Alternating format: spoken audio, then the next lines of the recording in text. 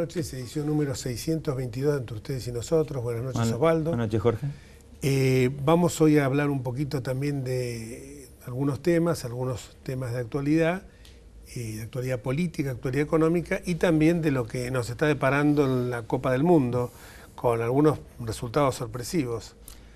Sí, nos está deparando alguna angustia al principio. Alguna angustia que se va consolidando. Esperemos de que el jueves tengamos éxito contra Croacia, porque sería una nueva frustración, y sobre todo la frustración sería mayúscula para Lionel Messi, que vería frustrada quizás su última posibilidad de salir campeón del mundo. No, pues, a mí no me gusta hacer esas comparaciones que se hacen en el país, pues en fin, no dejan de ser partidos de fútbol. Seguro. Pero hay algo cierto, tenemos individualidades extraordinarias que brillan en Europa, bueno, por no decir el mejor del mundo, que es Messi. Y sin embargo nos cuesta armar un equipo. Y eso pasa en el país también. De las 5 ligas más importantes del mundo, de las 5 más importantes, los equipos que salieron campeones, todos sus figuras estelares han sido argentinos. Juventus, Dybala y Higuaín. Manchester City, Otamendi y Agüero. Barcelona, Messi. Y la otra que me queda es la de Francia, con Di María en el Paris Saint-Germain, Di María y Los Chelsea. Gracias, nos sopla. Porque en realidad, invitado. Nuestro productor. Sí. Porque en realidad nuestro productor es el que tendría que estar acá con nosotros, porque hace muchos años cuando arrancamos con él, hablábamos siempre de... Había una Copa del Mundo en esos momentos que estábamos... Me acuerdo de un marfileño que se hablaba mucho, que era Didier Drogba. Esperemos que este campeonato del mundo... Perdóname, pero agreguemos otra cosa. De los 4 o 5 jugadores que en cada época se consideraron mejores del mundo, varios, si no la mayoría, fueron argentinos. Di Stéfano, nombremos, Di Stéfano. Pelé no, brasileño. Después Maradona, Messi. Podés agregarle Cruyff. 5 o 6, de los cuales 3 fueron argentinos. Sin considerar otras figuras como Enrique Sívori, que pasaron... Bueno, por supuesto, que fueron en Italia. Y que además jugaron en la selección italiana. Sí. Creo que esto que nos pasa en el fútbol nos pasa como país. O sea, individualmente nos va muy bien, pero nos cuesta conseguir un armado colectivo, un armado de equipo, un armado de que todos tiremos sin egoísmo, sin mezquindades personales. Quizá por la abundancia de recursos naturales en el país y en el fútbol. Y en el fútbol, exactamente, porque es difícil, parecemos mucho, esto me lo decía Alberto Espota, cuando recuerdo la frase. Profesor, la frase, que éramos lobos esteparios. Los abogados nos educaban para ser lobos esteparios. Eso cambió, aparecieron los métodos alternativos de solución de conflictos, y como la mediación, la conciliación, el arbitraje, etcétera, y es como que se refrescó, pero que seguimos siendo en nuestras conductas fuertemente individualistas. Un tema que fue un debate realmente histórico fue el tema del aborto, que fue místicamente llamado, como yo, interrupción legal del embarazo, que terminó en la madrugada del pasado jueves con una sesión que realmente uno a veces fue un debate, por cierto, histórico, fue un debate acalorado, pero que también tuvo unos aristas un poco extrañas, porque a mí nunca me pasó que entrar a una votación sin conocer más o menos cuál iba a ser el resultado. Acabó un vuelco sorpresivo que por supuesto tendrán sus razones de haberlo hecho los diputados que lo hicieron, pero había diputados que votaban en un sentido y que modificaron su voto. Vosotros que esperaban resultados de encuestas, creo que todo es muy atendible, pero es bueno que cuando uno se pronuncia en un sentido, yo siempre digo que la gente puede cambiar.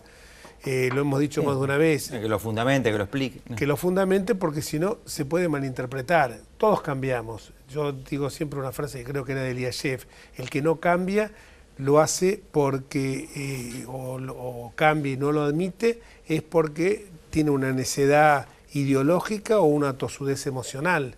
Pero a condición que ese cambio sea producto de una reflexión y que no sea algo que es de un humor repentino, sobre todo en cuestiones que hacen a convicciones personales.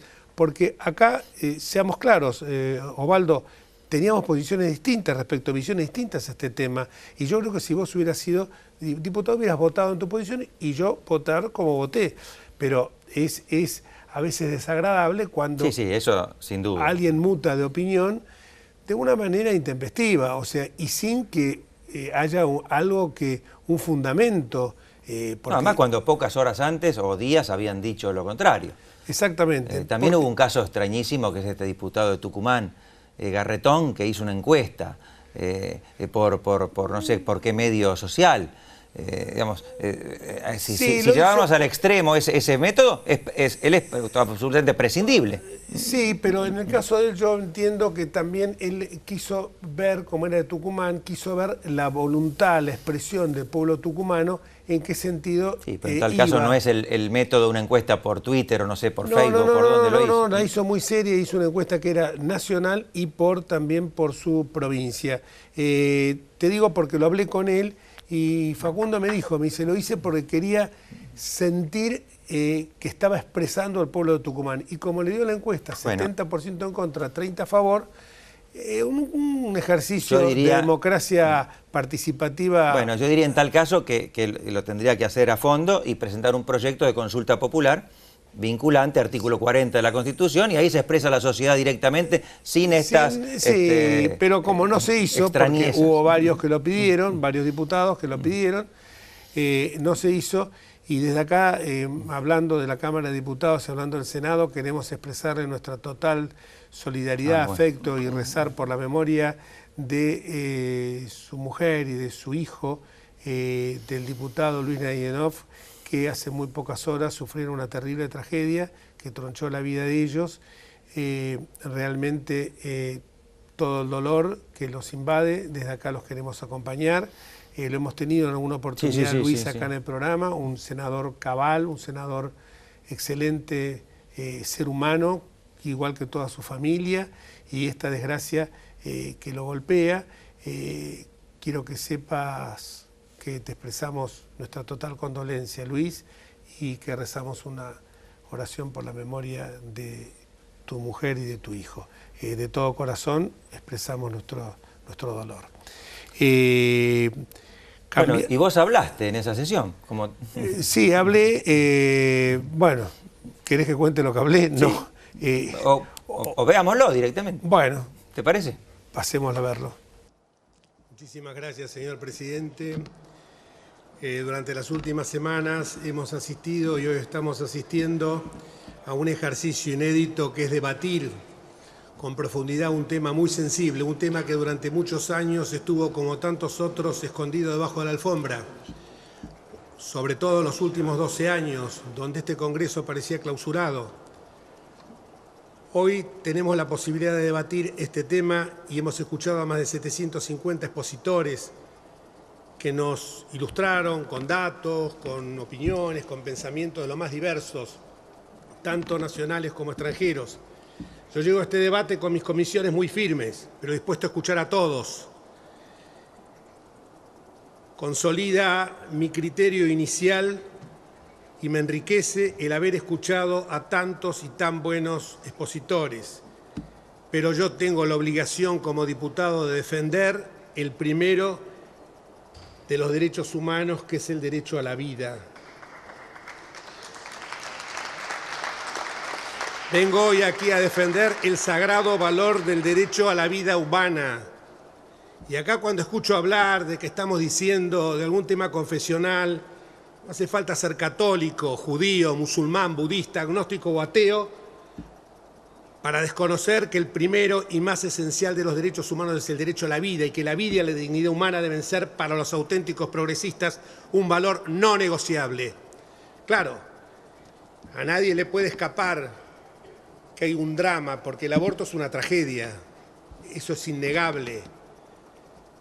Pero pensemos siempre, como dice nuestro eslogan, acá hablamos de que los pañuelos verdes y hablamos de las manifestaciones multitudinarias que hubo y esta ola. Escucho hablar de miles y miles que hay en la calle. Vayan a la calle y comprueben. Hay tanto de un sector como del otro. Las marchas multitudinarias que se hicieron a lo largo y a lo ancho del país abarcaron millones de argentinos. Entonces no nos arroguemos porque había más pañuelos verdes o más pañuelos celestes a decir que vamos a votar en base a eso. Eso se llama marketing político y cuando se defiende la vida debe ser con claridad, con firmeza y apasionadamente. Tenemos una Constitución nacional y un bloque de constitucionalidad que arranca con la reforma de 1994, cuando en el artículo 75, inciso 22, quedó consagrado que los tratados internacionales tienen el mismo rango que nuestras leyes. Y ahí están todos los tratados internacionales, Declaración de los Derechos del Hombre y Ciudadano, Pacto de Derechos Civiles y Políticos, Convención Interamericana de Derechos Humanos y la Convención de los Derechos del Niño. Y ahí hay un artículo primero, un artículo 4, que señala muy claramente que la vida estará protegida por la ley y en general desde la concepción. Y la Convención de los Derechos del Niño señala que todo ser humano menor de 18 años tiene la calidad de niño y esta norma debe completarse con la reserva que formuló nuestro país, efectuada al momento de ratificar el instrumento donde dijo que es niño desde la concepción hasta los 18 años. Esto hay que compadecerlo con otra norma, el 75, inciso 23, que es el artículo que nos interpela a nosotros de haber abandonado todas las políticas públicas, porque ese artículo habla justamente de la protección integral de la mujer embarazada, durante el embarazo y el tiempo de lactancia, y del niño desde su concepción hasta la finalización del periodo de enseñanza elemental. ¿Qué hemos hecho nosotros? Como siempre pasa, utilizar los atajos. Un día vino un señor ingeniero, que no lo era tampoco, Bloomberg acá, y dijo que había mucha inseguridad. Un caso, por cierto, lacerante que le había tocado a él. Y automáticamente hubo que levantar las penas. Pero no actuamos sobre la prevención, no actuamos sobre las causas que en sentido multidisciplinario son las que generan el delito. Cortamos el atajo, subamos las penas. Hoy es muy fácil. Hoy es muy fácil. Busquemos el aborto. Quizás es también un método anticonceptivo y entonces ya con esto nos lavamos las manos. Pero nosotros que realmente venimos por las dos vidas, entendemos que tenemos que profundizar el tema de la educación sexual, el tema de la salud reproductiva, todas las asignaturas pendientes que tenemos, el tema de la adopción. Tenemos infinidad de proyectos. Cuando nos dicen, y escucho por ahí, no sale esto hoy y después el vacío. No, no hay vacío. Pongámonos a trabajar al día siguiente en esas leyes. Adopción en vientre, facilitemos los procedimientos arcaicos, engorrosos de nuestra ley de adopción. Algunos dirán, no hablo por supuesto del momento que se fija la concepción, porque esto hasta la Academia Nacional de Medicina lo dijo recientemente en un documento de marzo de este año, que es claro que la concepción se produce en un solo momento. Ese momento, como lo decía Juan Brugue por ahí, queda fijado en el momento de la concepción, ahí comienza la vida, ahí cuando el espermatozoide penetra en el óvulo se forma el huevo cigoto, que después se llamará embrión, feto, niño, etcétera, a lo largo de toda la evolución. Cuando nosotros estamos utilizando la eliminación de una vida, estamos truncando la posibilidad de un nuevo ser, estamos castigando al más inocente de todos los seres humanos.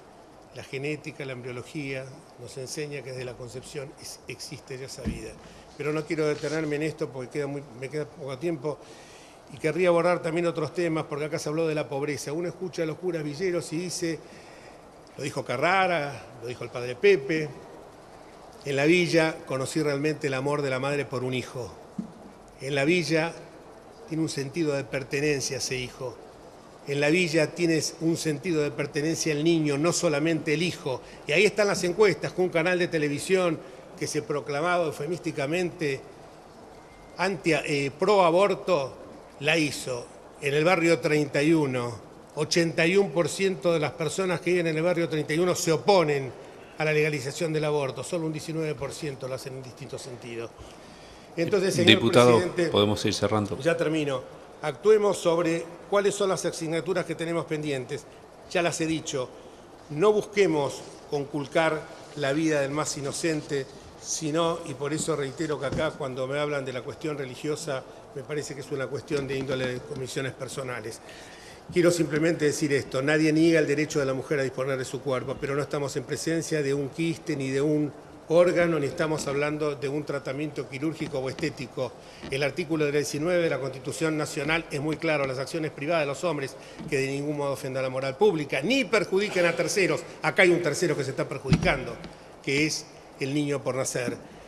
El desprecio por la vida humana asignó lamentablemente gran parte de nuestra historia, especialmente en la década de los 70, pero a partir del 10 de diciembre de 1983, cuando quiso la justicia poética que el día en que restauramos la democracia coincidiera con el Día Internacional de los Derechos Humanos, los argentinos dimos una vuelta definitivamente a la historia. No se trataba solamente de una salida electoral, sí, señor presidente, sino que se trataba de una entrada a la vida. El grado de civilización verdadero que tiene una nación se mide cómo protege a los más necesitados. Cada vida con independencia de nuestras creencias religiosas es sagrado. Por eso, señor presidente, voto por este proyecto negativamente, porque nuestro imperativo, el de todos los que tenemos estos pañuelos celestes, es salvar y proteger las dos vidas. Muchísimas gracias. Gracias, señor diputado. Muy buen discurso, Jorge. No. Uno lo que pasa es que uno lo dice con sentimiento, pero no es que sea ni bueno, no buscaba. Igual el tiempo era escaso porque se habían notado 200 y pico de oradores. A la verdad que me da como... Me pongo colorado cuando lo veo, sinceramente, porque era no lo había la visto. primera vez que hablabas en la Cámara de Diputados. En la Cámara de Diputados, sí, no, ya sé, en la legislatura. En la legislatura me cansé, pero acá... Bueno, cambiemos de tema, digamos finalmente que las opiniones, las ideas y las opiniones se presentaron con absoluto respeto, recíproco, que creo que eso es lo importante, entendiendo siempre que el camino del diálogo es el que nos debe conducir para fortalecer nuestro futuro, para fortalecer la República y la democracia. Pasando al terreno internacional, hubo una novedad muy importante en Colombia. Sí, hubo una segunda vuelta de las elecciones presidenciales y el candidato, digamos, derechista de centro derecha, Iván Duque, se impuso por un 53,85% frente a Gustavo Petro, que representaba a la izquierda. Bastante nítidamente dividida esta vez la elección en Colombia, derecha e izquierda. El ganador es, digamos, apoyado por Uribe, el expresidente. Álvaro Uribe. Sí, Álvaro Uribe. Y se había manifestado muy en contra de los acuerdos de paz con la FARC. De hecho, fue el que lideró el no que triunfó finalmente en el plebiscito que se hizo. Pero posteriormente tuvo una posición algo más flexible, y lo que propone ahora es introducirle algunas modificaciones, no rechazarlo de plano. Él asume en agosto, finaliza el mandato del actual presidente Santos, que había sido ministro de Defensa de Uribe, había sido apoyado por Uribe en su momento también para ser el candidato a presidente, y luego se distanció de él de manera bastante clara. Veremos qué pasa ahora con este nuevo presidente y si puede completar el proceso de paz. El acuerdo con el Fondo Monetario Internacional se ha hecho de una manera absolutamente responsable, transparente, poniendo a los argentinos en primer lugar y tratando de buscar un crecimiento, seguir creciendo sostenidamente mientras nos acercamos al equilibrio fiscal. A veces es difícil explicar la situación que nos encontrábamos cuando este gobierno asumió en diciembre del 2015, pero tenemos que pensar siempre, como dicen los americanos, que no hay desayuno gratis y que en una casa, en cualquiera de nuestros hogares, si entran 100 pesos y estamos gastando todos los meses 120 pesos, esa diferencia alguien la tiene que pagar, alguien tiene que subvenir a eso. Y este acuerdo se hizo justamente para solucionar estos problemas económicos. El dólar ya ha tenido un atisbo, por suerte, bastante importante, que está bajando en estos días, y yo creo que hay que ver el futuro siempre con esperanza, no solamente como algún candidato lo decía en la campaña presidencial, el candidato del Frente para la Victoria, sino que nosotros lo estamos haciendo con esperanza, pero sobre bases firmes, sólidas y con hechos concretos, y demostrando con acciones que esta política gradual es justamente para proteger a los sectores más vulnerables de la sociedad. Vamos a una pausa. Vamos. Y cuando volvamos, el presidente del Club Universitario de Buenos Aires cumplió 100 años. 100 años.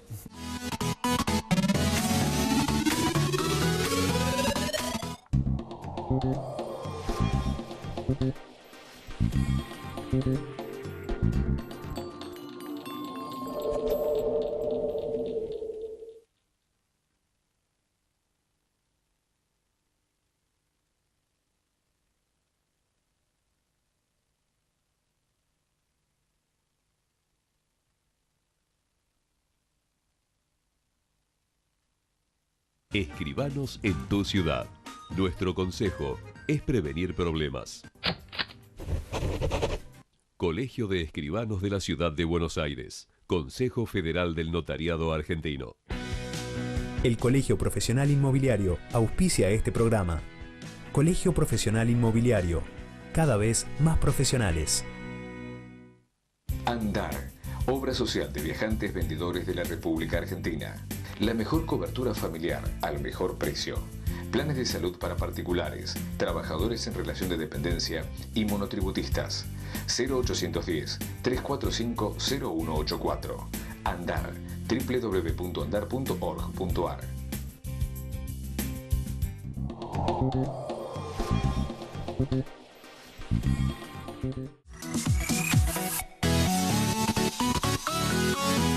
Y tenemos con nosotros a Federico Sicardo. Federico, colega nuestro. Así es. Muchas gracias por venir. Presidente, te toca ser presidente en un momento histórico para el Club Universitario de Buenos Aires. Sí, la verdad que es un momento histórico para Cuba, 100 años cumplimos. Y bueno, a veces son las circunstancias que se le da a uno, pero la verdad que es una fiesta de todos los que somos parte del club. A mí me toca un poco estar en este momento de presidente, pero es una fiesta muy linda de toda la familia del club. Así que un honor y una responsabilidad también, con varios proyectos también por delante al margen de festejar el centenario, ¿no? Una historia muy particular de cómo se crea el club, ¿no?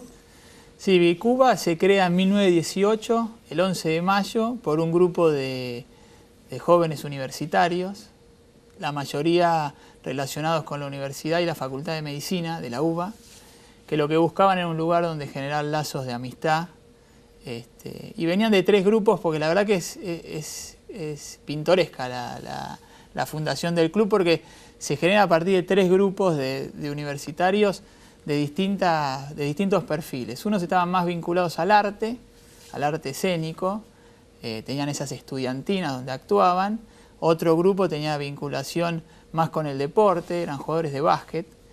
Y otro grupo que había intentado ser presidentes y vicepresidentes del Centro de Estudiantes de Medicina, al haber perdido la elección, generan este lugar como un lugar para, como te decía, fomentar lazos de amistad entre los universitarios de Buenos Aires y poder tener el deporte y la vida cultural y académica como complemento de la vida universitaria. Y ahí nace el club, que fue tomando diferentes formas hasta el día de hoy, que hoy ya deja de ser un club por ahí marcado por hombres universitarios, es un club de familias. Hoy es un club familiar y deportivo. 1918 es un año signado por la reforma universitaria. Estos días se cumplieron 100 años y el nacimiento del club no es ajeno a ese proceso. No, porque en realidad los fundadores también tenían una visión crítica de ese momento de la universidad, de la parte académica, y lo que buscaban por ahí sí era despolitizarla de lo que es el ambiente universitario partidario, pero no tenían una visión tan crítica de las reformas que sí se tenía que hacer en la universidad. Así dicen por lo menos los libros y las memorias del club.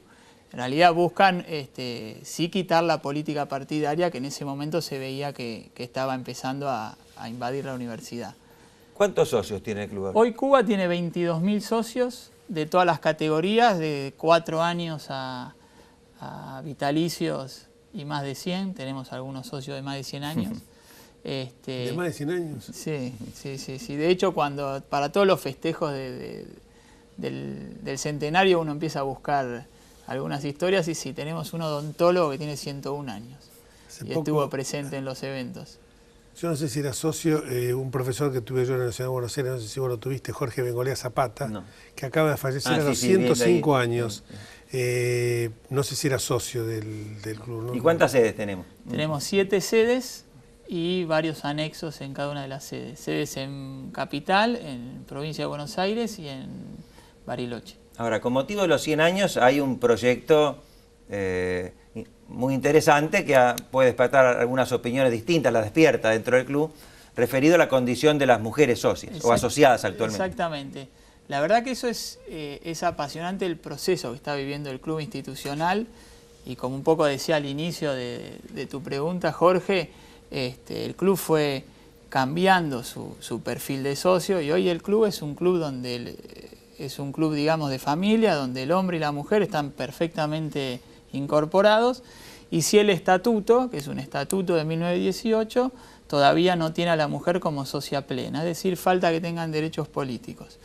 La comisión directiva, que somos 18 miembros, de manera unánime está proponiendo a los socios un proyecto de reforma estatutaria para igualar y que la mujer sea incorporada como socia plena, lo cual entendemos que en este año se va a convocar a la Asamblea de Socios para, te diría, adecuar el estatuto a la realidad actual. Sí, parece inconcebible eso, ¿no? Increíble, ¿no? Es que la mujer, como dice Federico, existe ya, la mujer, mi mujer, mi hija, no existe existen como socios. No, pero existen en el club, son una realidad. O sea, simplemente es concederle los derechos políticos, es lo único que no tiene. Claro. Sí, para que se den una idea, hay 1000 jugadoras de hockey, claro, hay eso lo te iba a 300 preguntar. y pico de gimnasia artística, otras tantas de tenis, es decir, la realidad es que en la formalidad pareciera ser inconcebible, en la vida real del club no es una cuestión que las mujeres se sientan discriminadas para nada, sino que, como te digo, que es adecuar cómo fue desarrollándose el club. Mira, en 1918 no había universitarias mujeres y la sede era solo una sede en el centro. Cuando Cuba en 1930 ya tiene la primera sede, digamos, de campo, como nosotros la llamamos, donde estaba lo que ahora es el Club Hípico Argentino, eso originalmente era de Cuba, ahí enseguida los socios de ese momento incorporaron a la mujer como fue la sociedad, primero socialmente, después participaron de los deportes y hoy ya son dirigentes. Por eso creo que el que vive adentro del club no siente esa discriminación. Por ahí en los papeles de afuera puede tener esa visión. Pero estatutariamente. Estatutariamente, y creemos, como te digo, en la Asamblea estatutariamente, ¿no? Pero no fue, si vos lees el acta fundacional, no era un motivo. Claro, era posiblemente de eso. no había mujeres universitarias. Que no había mujeres universitarias. La primera es una, vos sabés que la primera es una tía abuela mía, tía bisabuela mía, Julieta Lanteri de Red Show. No sabía que Julieta Lanteri tenía un parentesco con vos. Con nosotros. De hecho, en la bóveda familiar están las cenizas